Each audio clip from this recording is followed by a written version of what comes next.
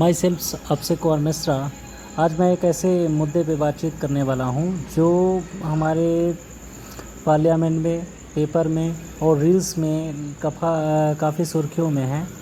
दो फेज की जो फेज है इंडिया और भारत, ये दो अलग अलग टर्म के फेज हैं। इन दोनों फेज पे आज चर्चा करेंगे। तो हम सबसे पहले इसकी हिस्टोरिकल बैकग्राउंड की बात करते हैं। अगर हिस्टोरिकल बैकग्राउंड की बात करें तो जो लॉर्ड माउंटबेटन का प्लान था भारत को आज़ाद करने का, 14 अगस्त 1947 को जब दो पेपर पारित किया गया। पहले तो ब्रिटिश इंडियन के नाम से जाना जाता था, बाद में जो दो पेपर आई उन दो स्टेट को अलग अलग नामों से उन्होंने बाइफर्केशन किया, पहला इंडिया और दूसरा पाकिस्तान। और उसके बाद पाकिस्तान ने इंडिया जो शब्द था उसका अपोज उस समय किया था। उन्होंने बोला था कि ये ब्रिटिश इंडियन गवर्नमेंट थी, डायरेक्टली इंडिया शब्द न रख दे। उन्होंने सजेशन दिया था इसको हिंदुस्तान या भारत के नाम से नामकरण किया जाए। बट इंडिया को उससे थोड़ा नेगेटिव इम्प्लिकेशन मिल रहा था, क्योंकि हम डायरेक्टली अगर इंडिया शब्द रखते तो ब्रिटिश इंडिया का जो क्रेडिट था इंटरनेशनल एरिना में उसका हमें फ़ायदा मिलता। तो हमने न चाहते हुए भी उस इम्पेरियलिज्म को हमने अपनाया। हमने उस समय इंडिया नाम हमने अपना लिया। उससे दो फ़ायदे मिले। पहला कि हमें यूएन का मेंबरशिप आसानी से मिल गया। दूसरा, इंटरनेशनल एरिना में जो ब्रिटिश इंडियन गवर्नमेंट का उस समय जो क्रेडिट था, जो स्टेटस था, उस स्टेटस और क्रेडिट का इंडिया को पूरी तरीके से फ़ायदा मिला।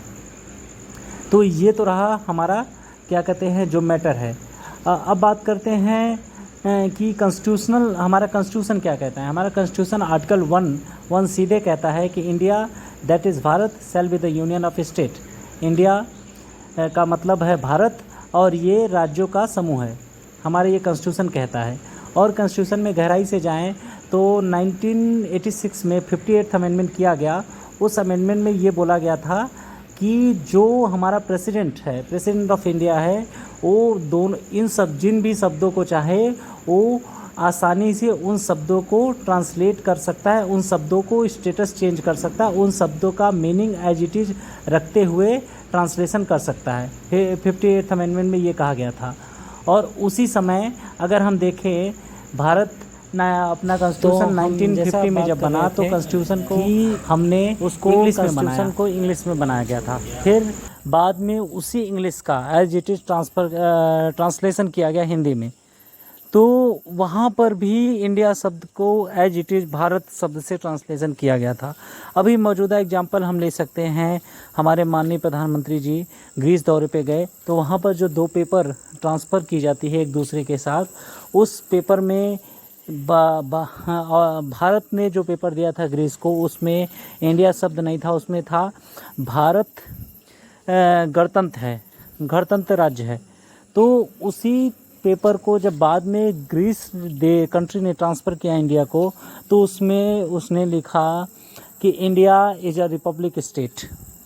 तो क्या मतलब है इसका? मतलब है कि सिंपली इस इंडिया शब्द को हिंदी से ट्रांसलेशन कर देना। क्लियर?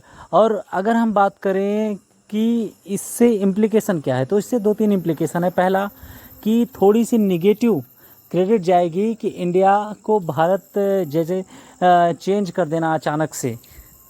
और दूसरी कि जो इंटरनेशनल क्रेडिट बना है वो थोड़ा सा जो शब्द की हैबिचुअल हो गई है तो उसको यूज करने में थोड़ी सी प्रॉब्लम्स होगी। और हर जगह इंटरनेशनल जगहों से इनको चेंज करना पड़ेगा। ये मोटा मोटा कुछ प्रॉब्लम है। बट इससे कोई कॉन्स्टिट्यूशन ब्रीच नहीं होती। क्यों ब्रीच नहीं होती? क्योंकि 1986 में जो 58th अमेंडमेंट हुआ वो सीधा इस बात की गवाही देता है। दूसरी बात, अब अपोजिशन पार्टी क्या करें? अपोजिशन ने इंडिया नाम से एक्रोनिम बनाया है और उस एक्रोनिम के तले जितने भी अपोजिशन लीडर्स हैं उन्होंने एक बैनर के नीचे पेपर लिख करके दिया है कि ये कॉन्स्टिट्यूशन का ब्रीच है। तो मुझे तो नहीं समझ में आता ये कॉन्स्टिट्यूशन का ब्रीच है क्लियरली। एंड और अगर हम बात करें कि क्या कहते हैं इंडिया और हिंदू, ये सीधी सी बात है कि जो हमने 15 साल के लिए बोला था कि इंग्लिश को एज इट इज़ चलाएंगे क्योंकि हम उस चीज़ के हैबिचुअल हैं। और हमारे पास उस समय कोई सब्स्टिट्यूट नहीं था। लेकिन अब हिंदी को अगर देखा जाए तो हिंदी ज़्यादातर लगभग भारत के हर एक स्टेट में कुछ कम कुछ ज़्यादा बोली जा रही है। और हिंदी की साख धीरे धीरे से भारत में ही नहीं बल्कि वर्ल्ड लेवल पे, इंटरनेशनल लेवल पर धीरे धीरे बढ़ती जा रही है।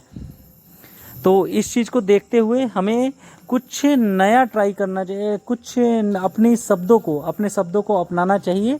क्योंकि हम जैसा भी जानते हैं कि जितने भी विकसित राष्ट्र हैं उन सभी ने अपने शब्दों को अपनाए हैं। चाहे हम जापान की बात कर ले, चाहे चाइना की बात कर ले, चाहे साउथ कोरिया की बात कर ले, चाहे जिस डेवलप्ड नेशन की बात करें, उन्होंने अपने शब्दों को उन्होंने अपनाया है।